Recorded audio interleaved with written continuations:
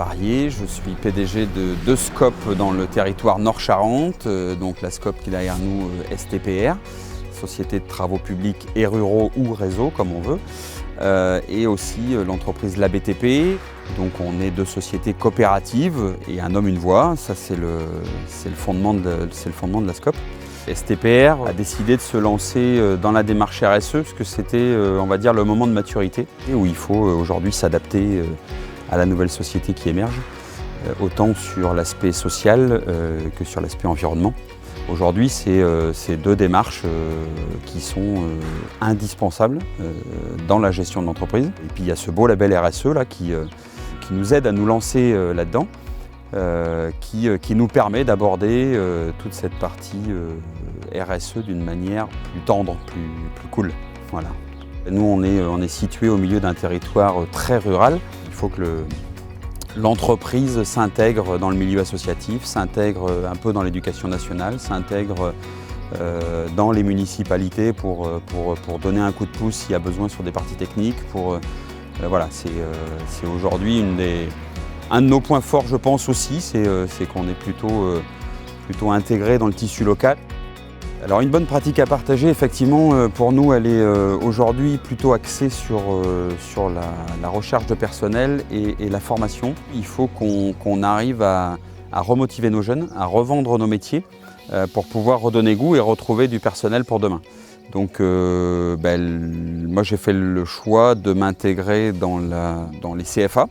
Et puis aussi on a depuis peu des interventions dans les collèges. En fait, le but, il est de pouvoir expliquer aux jeunes nos métiers, nos entreprises, les filières d'apprentissage, les filières professionnelles, pour qu'ils puissent, eux, derrière, décider quelle voie ils vont choisir, soit la voie générale, soit la voie professionnelle. Il y a des belles voies de développement, il y a des belles voies d'épanouissement, et il faut que les jeunes puissent apprendre à connaître ces métiers-là.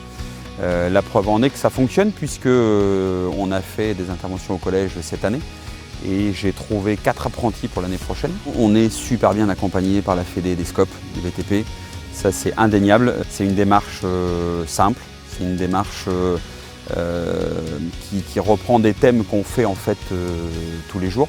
Il faut juste pousser un peu, il faut juste réfléchir comment on veut gouverner et voir notre entreprise de demain.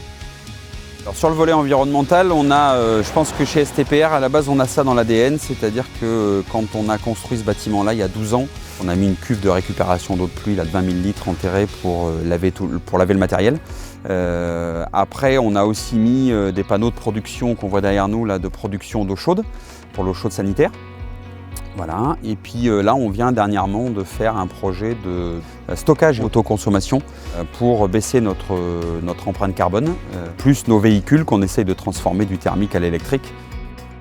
On a sur Confolens, oui, un centre d'hébergement de migrants.